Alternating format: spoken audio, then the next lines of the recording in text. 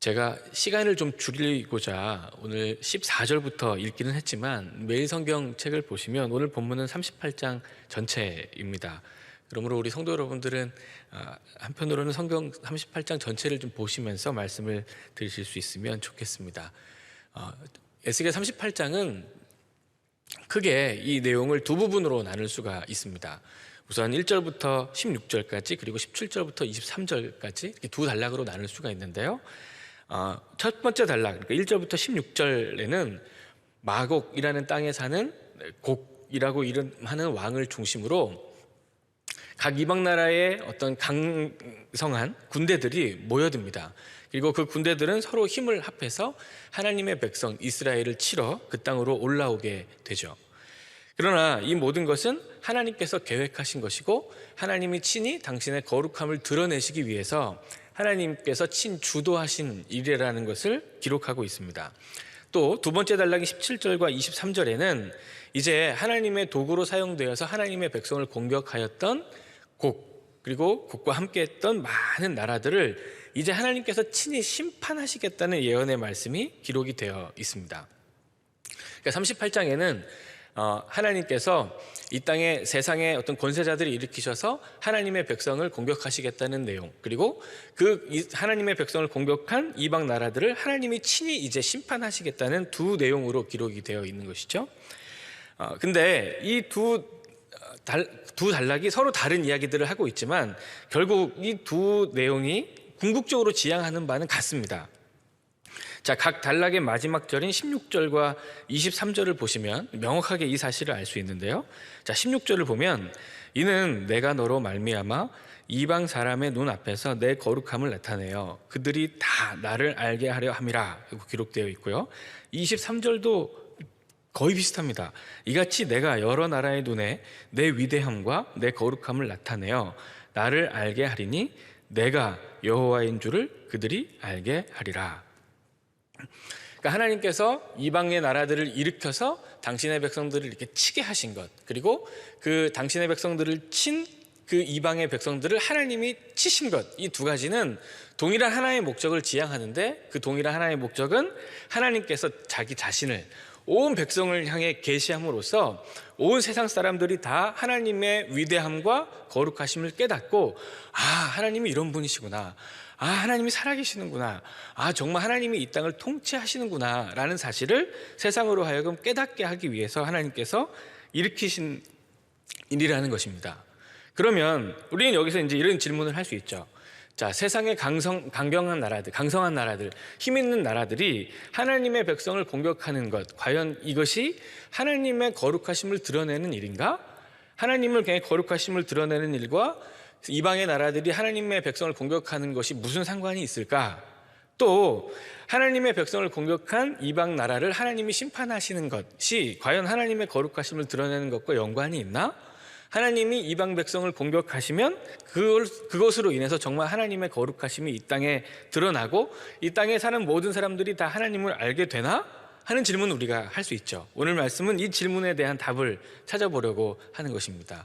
아무쪼록 오늘 이 말씀을 함께 하시면서 우리 성령 하나님께서 우리 각 사람에게 꼭 필요한 은혜와 꼭 필요한 말씀들을 깨닫게 해주시는 은혜가 있기를 예수님의 이름으로 축원합니다. 이 에스겔 선지자가 활동하던 당시를 살았던 사람들, 특별히 에스겔과 함께 포로로 잡혀가 있는 이스라엘 백성들, 그리고 포로로 잡혀가 있지는 않지만 고국에 남아서 비참한 생활을 하고 있었던 하나님의 백성들, 이스라엘 사람들에게는 다음과 같은 탄식의 질문이 그들에게 늘 있었습니다. 자, 에스겔 8장 12절에 보면 이스라엘 백성들이 이런 이제 탄식을 하는데요. 또 내게 이르시되 인자야, 이스라엘 족속의 장로들이 각각 그 우상의 방한 어두운 가운데서 행하는 것을 내가 보았느냐? 그들이 이르기를 여호와께서 우리를 보지 아니하시며 여호와께서 이 땅을 버리셨다 하느니라. 그 사람들이 말한다는 것입니다. 지금 이 에스겔 선지자가 활동하고 있을 시대에 살아가고 있는 사람들이요. 그러니까 하나님의 존재에 대한 의심, 그리고 하나님의 은혜와 긍휼, 그분의 보호하심에 대한 확신이 없는 상태인 것이죠. 또 에스겔 33장 10절에는 이런 이야기를 백성들이 또 합니다. 우리의 허물과 죄가 이미 우리에게 있어 우리로 그 가운데서 쇠퇴하게 하니 어찌 능히 살리요. 하나님의 백성이 세상의 권세자, 그러니까 바벨론이라는 제국에 의해서 침략과 멸망을 당한 후에 그 그늘 아래 살고 있다 보니까 암울한 것입니다. 과연 우리가 능히 살까? 우리가 이미 다 쇠퇴했는데 앞으로 우리가 살아갈 수 있을까? 라는 의구심을 갖는 것이죠. 역시나 하나님의 보호하심과 인도하심에 대한 어떤 의심, 하나님의 살아계심에 대한 확신이 전혀 없는 상태인 것입니다. 근데 실제로 그럴 수밖에 없었습니다. 주전 597년이죠. 여호야긴이라는 왕이 이스라엘의 왕으로 있을 때에 바벨론의 느부갓네살이 강력한 군대를 이끌고 남유다 왕국을 점령해 버립니다. 그리고 이때 왕과 더불어 어떤 귀족들, 지도자들, 제사장들, 또 기술 있는 사람들, 용맹한 용사들을 비롯해 많은 사람들을 포로로 잡아가게 되죠. 이것을 이제 우리는 바벨론 2차 포로라고 얘기하는데요. 이 바벨론 2차 포로 때 에스겔 선지자도 함께 바벨론으로 포로로 잡혀가게 됩니다. 이때 에스겔 선지자와 함께 살았던 사람들이 이러한 탄식을 하는 것이 무리가 아닙니다. 왜냐하면 세상에 강력한 군대를 가진 나라가 정말 일어나서 하나님의 백성을 침략했지만 하나님의 백성을 구해주시지 않으셨습니다. 그들이 그냥 노략질을 당하게 내버려 두셨죠. 그리고 그들이 비참한 지경에 이르도록 하나님께서 그냥 손을 놓고 계셨습니다. 이방의 강력한 군대를 갖고 힘을 가진 나라들도 하나님의 존재를 인식할 만한 겨를은 없었습니다. 왜냐하면 자신의 힘으로 하나님의 나라를, 하나님의 백성들을 점령하고 짓밟았으니까 이방의 백성들도 하나님이 없다고 얼마든지 생각할 수 있었던 것이죠. 그래서 사람들이 이런 탄식을 내뱉으며 하나님 앞에 하나님이 정말 살아계신가? 이스라엘 백성들은 이스라엘 백성들대로, 그들을 점령한 강대국은 강대국대로 하나님의 살아계심과 하나님의 역사하심에 대한 의심을 가질 수밖에 없었던 것입니다. 그래서 하나님이 당신이 여전히 건재하시고 내 거룩함을 만방에 드러내고 나타내서 내가 여전히 살아있으며 온 인류의 역사를 주관하는 이가 나라는 사실을 온 세상에 천명할 필요가 있으셨던 것입니다.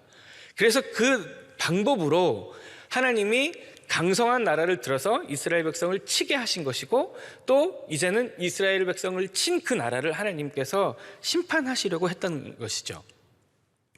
제가 아까 설교를 시작하면서 이 에스겔 38장이 크게 두 부분으로 나눠져서 서로 다른 내용을 이야기하고 있다 그랬죠.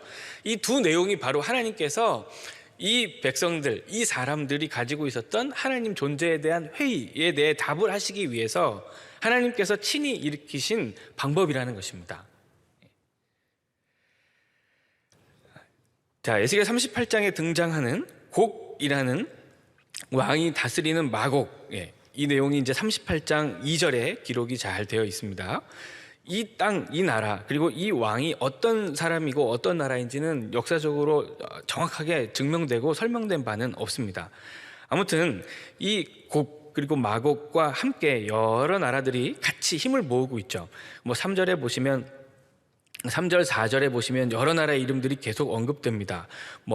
4절에 보시면 바사와 구스, 또 고멜, 또 북쪽 끝에 도갈마 족속과 모든 때와 많은 백성들이 너와 함께 그를 이끌어내리라 하고 기록하고 있죠. 자, 이 많은 나라들이 힘을 모으고 있습니다. 이 많은 나라들의 정체가 어떠한지는 우리가 분명하게 알 수 없지만 분명하게 얘기할 수 있는 것은 하나님의 백성을 멸망시키고 그들을 노략질하기 위해서 서로 이해관계를 같이 한 힘 있는 권세들이라는 것입니다.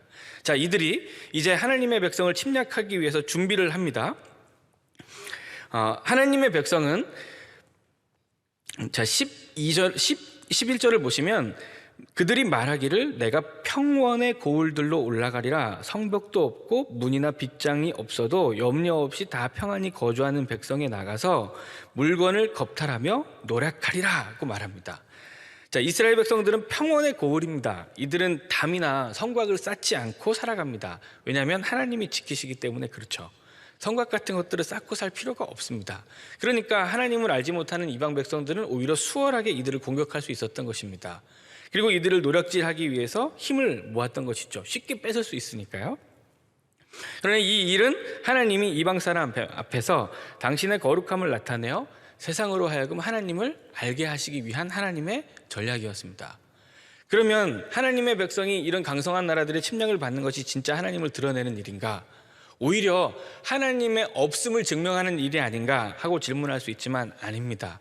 이 일을 통해서 하나님이 계시고 하나님이 역사하신다는 사실이 드러납니다. 세상에 힘 있는 나라들이 힘 없는 백성, 평온의 고을에 사는 하나님의 나라, 하나님의 백성들을 침략하러 오지만 결국 이들은 평온의 고을을 점령하지 못합니다. 오늘 본문의 16절을 보시면 구름이 땅을 덮음같이 내 백성 이스라엘을 치러 오리라. 고가 끝날에 내가 너를 이끌어다가 내 땅을 치게 하리니 라고 이야기하시죠. 하나님이 이 이방 백성들이 공격하고 있는 이스라엘을 내 백성 그리고 내 땅이라고 이야기하십니다. 비록 보이기는 평온의 고을로 보이지만 정작 이 땅은 이 세상에 다스리시는 통치자 하나님이 거주하고 계시고 하나님이 지키시고 있는 하나님의 땅입니다. 그러니까 이방 나라들은 지금 힘없는 평온의 고을에 싸움을 걸어온 것이 아니고 이 세상의 통치자 하나님에게 싸움을 걸어온 것이죠. 그러니 하나님이 이들과 싸우실 수밖에 없습니다. 만만하게 보고 이들을 노력하려고 쳐들어왔지만 아무리 군대가 강력해도 이들은 이 평온의 고을을 절대로 점령할 수 없었습니다. 그러니까 이들은 스스로 생각하게 되겠죠. 이상하다. 왜 내 힘으로 이 평온의 고을, 이 연약한 백성 하나 따위 하나를 점령하지 못하지? 뭐가 있는 것이지? 그 뒤에 어떤 보이지 않는 힘이 뭐가 있는 것이지? 스스로 생각하게 될 것입니다.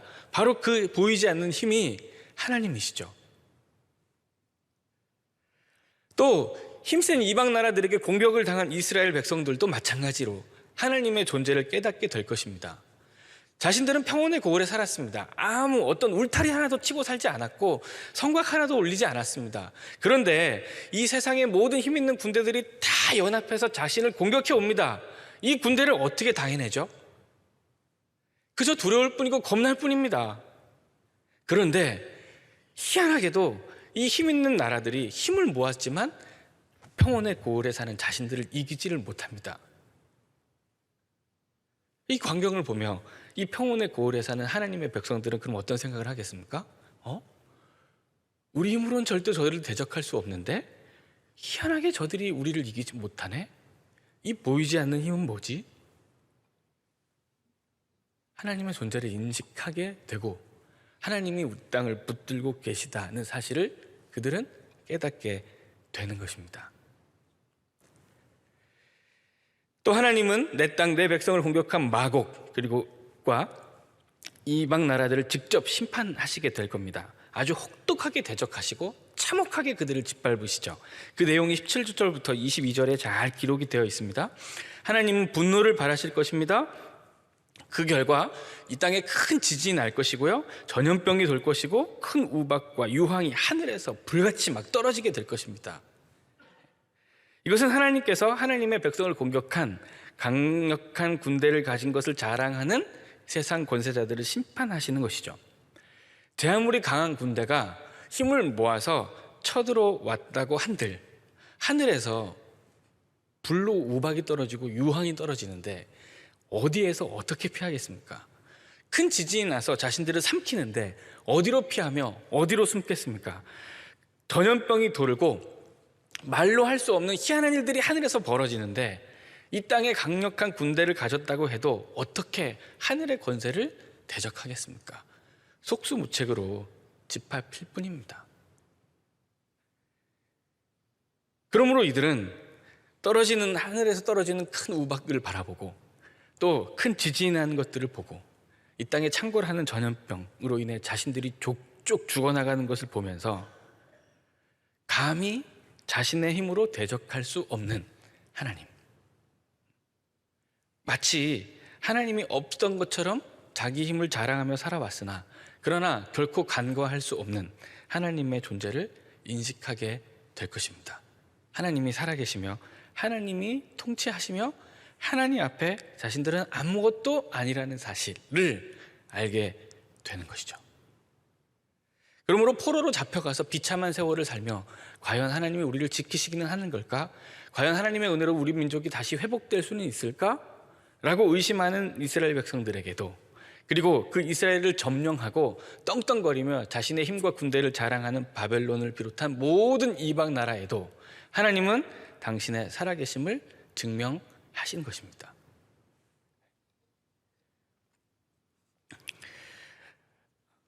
우리는 전에 없었던 당황스러운 경험을 하며 지금 살아가고 있습니다. 모든 계획들, 모든 생각들을 멈추고 그저 하루하루 상황이 어떻게 돌아가는가를 지켜보고 있을 뿐입니다. 가지고 있었던 계획과 생각들이 완벽하게 잘 진행될 줄 알았죠? 그러나 그렇게 되지를 않았습니다. 오늘 본문에 등장하는 세상의 모든 강력한 군대들도 마찬가지였습니다. 계획을 세웠습니다. 평온의 성 따위 쉽게 점령하고 그들을 노략하려고 계획했었습니다. 그러나 자신의 계획대로 되지 않았습니다. 왜냐? 그 계획과 자신이 가지고 있는 힘 그 이상의 하나님이 계셨기 때문입니다. 그 하나님의 계획과 섭리 앞에서 속수무책이었던 것이죠. 울타리 하나 쌓지 않고 살았습니다. 세상에 강력한 군대가 다 힘을 모아서 겨우 나 같은 사람을 점령하러 올 줄은 생각도 못했죠. 그래서 죽는 줄 알았습니다. 죽을 줄 알았습니다. 아니, 하루하루 정말 죽음의 공포를 느꼈습니다. 그러나 죽지 않았습니다. 희한하게도 하루가 거듭될수록 도리어 살게 되었고, 어느 순간 자신을 첫 공격했던 세상에 힘 있는 군대는 점점 힘을 잃고 오히려 승리의 찬가를 부르며 하나님 앞에 감사하며 살아가고 있는 모습을 경험하고 있습니다. 어떻게 이런 일들이 일어났죠? 내 힘과 내 능력, 내 상식 이상 그 일을 뛰어넘는 하나님이 계셨기 때문입니다. 그러니 우리는 전에 없던 어려움을 겪고 그저 오늘 이 하루가 어떻게 되는가 하고 가만히 있어도 온 천지를 다스리시는, 연약하고 부족한 인생을 귀히 여기시고 살피시는 하나님을 경험할 수 있습니다. 시편 37편 28절 말씀, 여호와께서 정의를 사랑하시고 그의 성도들을 버리지 아니하심이로다. 그들은 영원히 보호를 받으나 악인의 자손은 끊어지리로다. 제가 한 번 더 읽어볼까요? 여호와께서 정의를 사랑하시고 그의 성도를 버리지 아니하심이로다. 그들은 영원히 보호를 받으나 악인의 자손은 끊어지리로다. 아멘. 이 귀한 진리의 말씀으로 오늘도 힘있게 살아가며 승리할 수 있는 우리의 삶이 될 수 있기를 원합니다. 보이지는 않지만 하나님 분명히 일하고 계십니다. 속수무책으로 당할 수밖에 없어도 하나님 반드시 우리를 지키실 것입니다. 하나님 없는 것처럼 교만하게 살아도 언젠가 하나님 앞에 무릎 꿇고 굴복하게 될 것입니다. 틀림없이 하나님 살아계시기 때문입니다. 이 땅에서 일어나고 있는 모든 일들, 지금 이 시대에 살며 우리가 겪고 있는 모든 상황들은 하나님의 크고 놀라운 섭리, 하나님께서 여전히 살아계시고 그는 능력이 많으시고 그가 친히 모든 계획과 모든 섭리로 이 땅을 이끌어가고 계시는 하나님이신 것을 온 세상의 사람들로 알게 하시려고 당신이 계획하시며 주관해 가시는 일들입니다. 그러므로 지금 이때야말로 온 세상이 하나님을 알게 되는 시간이죠. 우리도 분명히 역사하시는 하나님, 분명히 일하고 계시는 하나님, 분명히 오늘도 내 삶과 이 천지 만물과 인류의 역사를 주관하시는 하나님을 분명히 인식하고 또 기억하고 의지하고 신뢰하면서 승리하는 저와 여러분들의 삶이 될 수 있기를 예수 그리스도의 이름으로 축원합니다. 아멘. 이 시간 우리 함께 말씀 기억하면서 기도하겠습니다. 하나님 아버지, 오늘도 하나님 붙들고 살아계신 하나님 의지하고 기억하면서 승리하며 살게 하여 주옵소서. 우리 같이 주여 부르짖고 기도하겠습니다.